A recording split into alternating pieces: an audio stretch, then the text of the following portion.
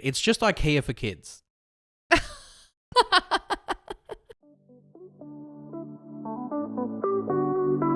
So last week we did ChatGPT. Yeah. This week we're doing unpopular parenting opinions. Ooh. Hot takes about parenting. So before I get to the ones we've received in, I want to give a couple of my own. Expose yourself. Expose myself. The first one's going to be a bit controversial. Gender reveal parties, I don't rate them. No, I don't either. Yeah. I know that people think it's fun, but I don't. It's a 50-50. It's either going to be revealed as a boy or a girl. I don't think anyone is really disappointed Yeah. with either gender though. Like I think you're happy you're having a child, right? You effectively, as the audience who's sitting there watching the balloon get popped and blue or pink smoke getting blown into the air, Yeah. you're going to clap either way. Exactly. And you have no stake in the game. Yeah. Like it has nothing to do with you. The- So The only reason I think I like gender reveal parties is for gender reveal party fails. The ones that go completely wrong on the but internet. even then you could do without those. You could, yeah, they don't need to exist. Yeah. I think I enjoy them because I don't like gender reveal parties, so watching them not work is like a ha ha ha ha, real evil type laugh stuff. So that's my first one. I guess we agree on that one. The second one is, and this is probably going to annoy some people, Lego's overrated. Yeah. Lego is 100% overrated. It's just IKEA for kids. That's all it is. IKEA. It is. It's a picture book full of instructions. Step by step. Step-by-step picture instructions with pieces that either don't want to go together or they're too easily they'll fall apart really quickly. Like, Yeah. I put together a Lego Ninjago car for Alberto yesterday. Mm-hmm. There's already at least 50 pieces of that car scattered across the floor. Like uninstrumental pieces. Yeah. Like the car's Just all aesthetic pieces. aesthetic pieces. Things that don't impact the function of it. So I'm like, well, why is it there? I stood on one before. You did, just as we were setting Not up to pleasant. record this episode. Not pleasant. Could do without that. So, yeah, I don't know what other parents think. Yeah, it's so good for their senses and their touch and their ability to build and construct. Find another way. Or I always say, can we just glue it as we're building it? Because it's all going to come apart and that's a nightmare. I'm buying into that theory more and more. Super glue every time you put a piece down. Because there's a little piece on the floor and I'm like, well, what? Look, I'm looking at one right now. Yeah. Like, what do I do with that? And then did you throw away the instructions? Yeah, you can't even rebuild it. They're gone. So I don't know what. I just have to play it by ear. But he always brings it to me. He goes, "Can you fix this?" I'm like, "Well, you've lost all these pieces, so no." And where were they? And he's Yeah. like, I don't know. So Yeah. overrated. Lego. Totally. Can't stand it. So if you agree with me, good. If you don't, come at me because I will die on this hill. Oh. But let's get to some of the ones we've had sent in, and I'm just going to pick two, and they're from the same person. Mm-hmm. Shout out to Alex Gear and Tech, who's a YouTuber who sent them in. The first one is quite relevant for him. He's a technology YouTuber. Yeah, well, you're in technology And I'm too, in technology as well, so it's relevant for me too. But his first hot take or unpopular opinion is that kids shouldn't have smartphones until they're at least teenagers. Yeah. That was his first unpopular opinion. And I can understand why that's unpopular now because you see it in a lot more situations that kids have smartphones, whether they're using their parents' ones or whether they have their own. Mm-hmm. They've got smartphones to just do anything with. Right, like on a plan that has unlimited calls, texts, data. internet, They can access their own YouTube. They've got their own accounts. It's all like, yeah, the parent can lock down and control, but kids are smart. I was just about to bring up that point is often parents would give it to them because they've got a monitoring app. And there's a lot of good ones out there. On their phone so they can just shut it off at whatever time or... Now, I guess to play devil's advocate, there could be some situations where a kid might need to be contactable. Households. Pardon? 2-parent households. Right?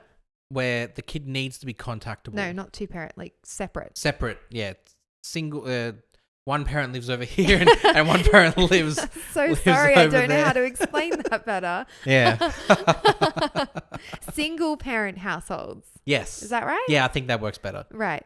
Where the kid, needs to be contactable. Mm-hmm. And I get that from that sense of an understanding. And I guess with a smartphone connected to internet, you can sort of see where they are.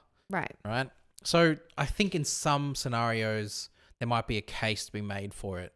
But I think in most situations, there won't be a need for a kid to have a smartphone. Yeah. At least until they're in high school, when they start developing their own friends and they've got their own sort of social life outside of school that they can control. Mm-hmm.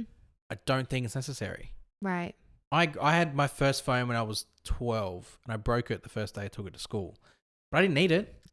I had absolutely zero need for that phone. It was just purely a vanity thing. Also, it wasn't a smartphone. It didn't access the internet. No, I just played Snake. And back then, it would have been credit, right? It was credit. So if you run out of credit, you run out of credit. Yep. Yeah. And I think with how easy it is to access messaging apps and contact people, like your social interaction doesn't stop when you leave school. Mm-hmm. And it just opens up for a different type of like bullying and interactions with people. Like you can have group chats where someone might not be the favored person in that chat and you could all pile on. You could like target.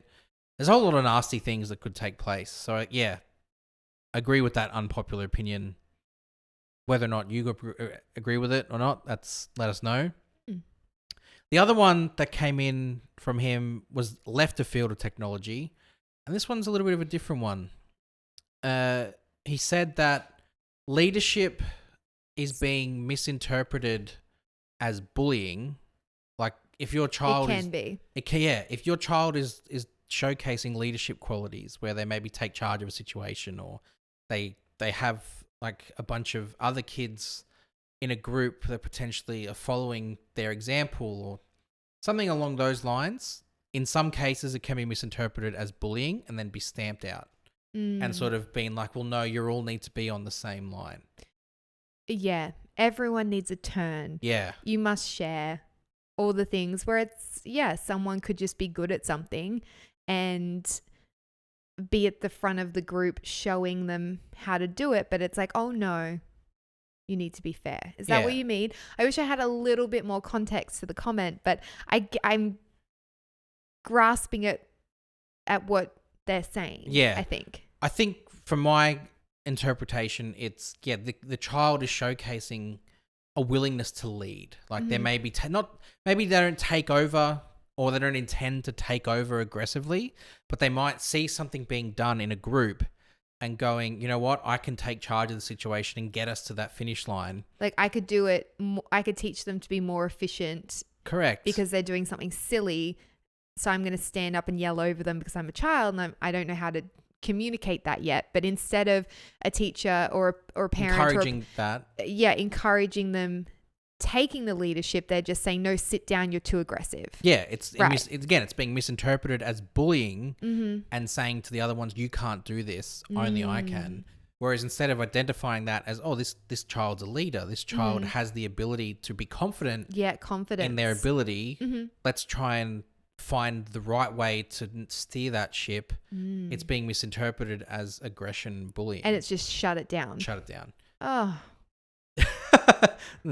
Awful. Yeah. So that could be where I think that comment came from. I can see that for sure. Yeah. For sure. Because I know just from our experience with kindy and now going into school is, they want everyone to be the same. They want everyone to be calm and be able to just share and hand things over it's all an even keel. Everyone gets a participation certificate, all the things, right? That's an unpopular opinion in itself. So I get where they're coming from, 100%. Yeah. Well, thank you for sending your unpopular opinions in. Really appreciate it. But that's it for this week.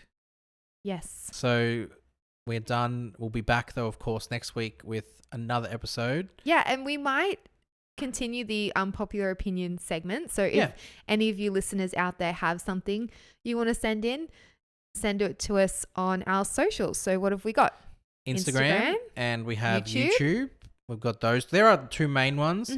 We are a little bit active on TikTok, Twitter still? Nah. No. I killed Twitter. Oh, poor Twitter. Look, I think our vibe doesn't really suit Twitter.